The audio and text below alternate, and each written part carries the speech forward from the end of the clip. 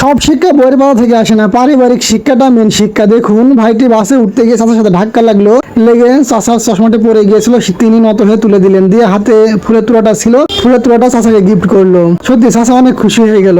এখানে এই বোনটি নিজেই অসুস্থ, গর্ভবতী, আর ওনার হাত ভেঙে গেছে, তার ইয়াটা খুলে গেছে সুতাটা, উনি ওই অবস্থায় দুটো সুতাটা বাঁধতে গিয়ে ওখানে সুযোগ পেয়ে আর একটি বেয়াদ্দপ মহিলা এসে বসে গেল। হ্যাঁ, এটা পারিবারিক শিক্ষা, আসলে বেয়াদ্দপ মহিলা উনি একটি। এখানে দেখুন একটি প্রবাদী মানুষকে ভাইটি তার কাছ থেকে চেয়ারটা টেনে নিল, চাচা এসে তাকে রক্ষা করলো। সত্যি ছিল জানায় চাচাকে। এখানে একটা প্রতিবন্ধী মানুষ তার সাথে কেমন মস্করা শুরু করলো, দুইটা বেয়াদ্দপ পোলাপান, বকাইটি বাপের বকাইটি পোলাপান এগুলো।